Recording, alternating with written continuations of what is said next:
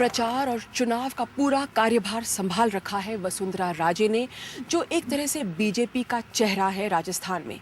लेकिन वो सिर्फ बीजेपी का चेहरा और स्टार कैंपेनर ही नहीं है, पार्टी को जीत हासिल करना भी उनकी जिम्मेदारी है। इसलिए उनके दिन की शुरुआत होती है सुबह 6 बजे से और कभी कभी रात के 12, 1, 2 बजे तक वो आराम ले पाती हैं। वसुंधरा राजे अपना दिन शुरू करती है पूजा के साथ। पूजा के बाद में हल्का सा नाश्ता और उसके बाद लग जाती है फोन पे।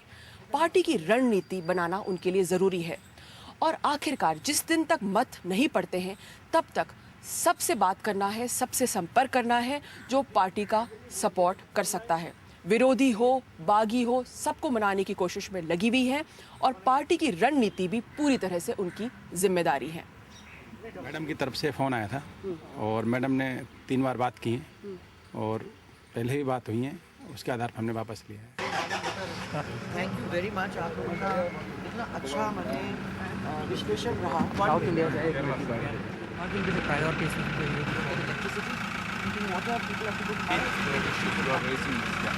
So hectic day, ma'am. All prepared?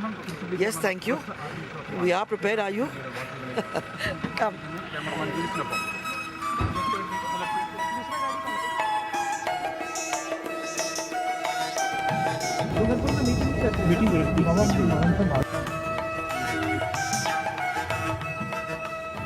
ऐसे इलेक्शन में हर पल कीमती होता है और आप देख रहे हैं कि यहाँ चॉपर में भी बैठे बैठे जो लास्ट मिनट इश्यूज हैं, मुद्दे हैं, उनका विश्लेषण किया जा रहा है।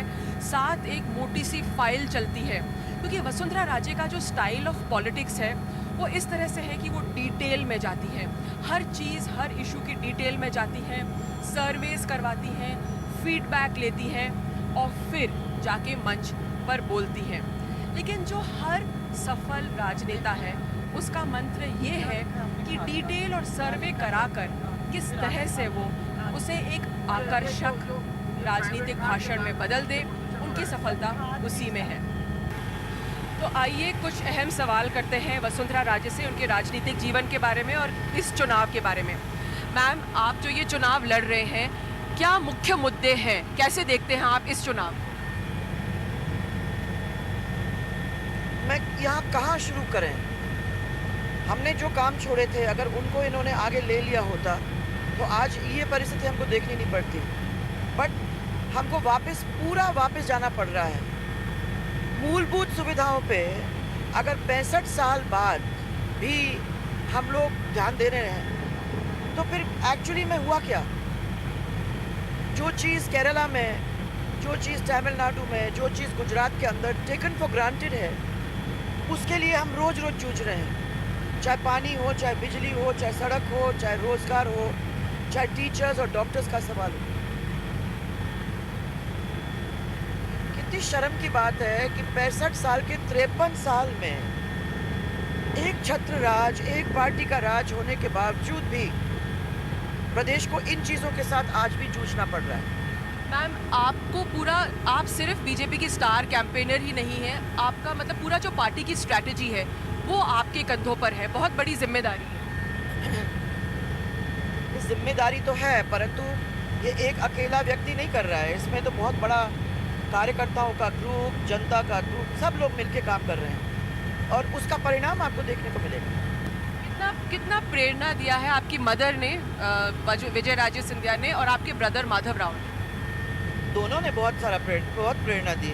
तो दोनों ने सेल्फलेसली काम किया और खुशी से काम किया क्योंकि उनको लगता था कि यही जनता की वजह से आज हम जो भी हैं वो इनकी वजह से हैं। फिर भी आपका जो राजनीतिक जीवन रहा है, आपने अपने बलबूते पे आप ऊपर तक पहुंचे हैं। आपने एमएलए से शुरुआत करी, हो सकता है कोई मेंटर रहे हो, लेकिन ये जो आपने एक तरह से जो खुद जंग किया है, कितना मुश्किल रहा है, खासकर महिला होने के नाते? मैं तो सोचती थी कि पहले, क्योंकि एक प्रिविलेज बैकग्राउंड से आने का मौका होता था तो उसकी वजह से थोड़ा सा एडवांटेज मिल सकता है।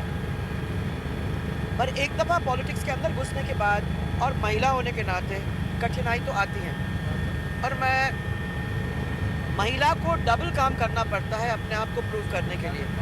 तो अगर पुरुष 4 घंटे काम करता है तो हमें 8 घंटे काम करना पड़ता है, तो लोगों को मालूम पड़े कि हाँ ये मेहनती है काम कर सकती है, अपने काम को समझती है। और